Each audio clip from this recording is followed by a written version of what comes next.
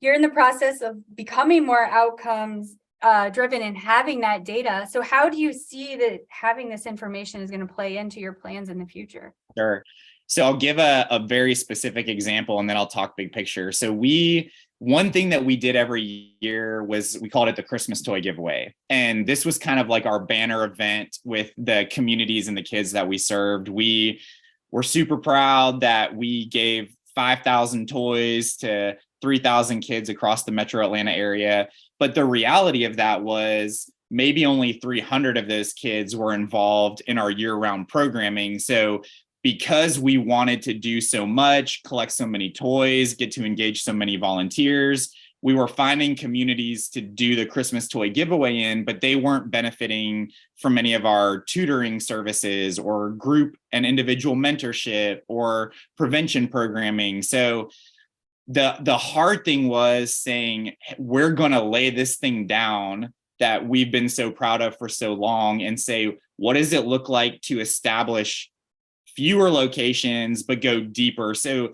all of a sudden that day becomes, we have a food truck come out on site. The kids that are part of that community put a whole program together and they're doing a Christmas performance that they can be proud of. And then we have a whole little gift shop set up for the parents where they can come through at no charge and pick out a gift for their child, have it gift wrapped, and actually take it home to give to their kid on Christmas. So more dignifying and seeing that then be the opportunity in the community to say, hey, by the way, in January, we're launching our academic programming and our mentorship programming. And if you've loved what you've experienced today, we'd love to continue to work with your kids and your families year round. And then to our volunteers to say, hey, if you've loved the chance to be part of something really special in this community, why not sign up and be part of our spring season and become a mentor, become a tutor? So that's a specific example.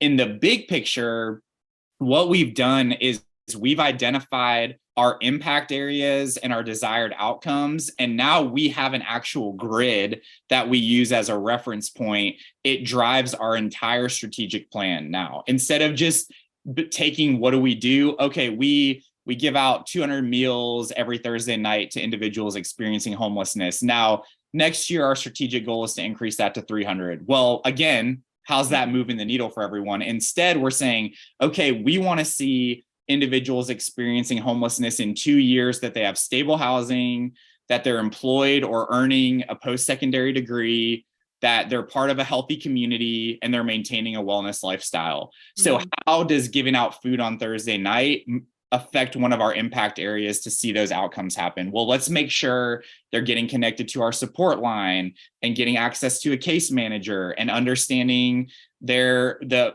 benefits that are available to them and the house. So that's where it starts to just shift the view of everything that you do. And even when, I'm sorry, I'm talking like crazy. It's great, Jeff, keep going. Okay, so even just thinking about whenever we have a new idea, we have a filter to run it through. Okay, what impact areas are these ideas going to affect, and how are they going to drive outcomes? And if we see it on there, let's try it for a year and see if it is in fact doing that.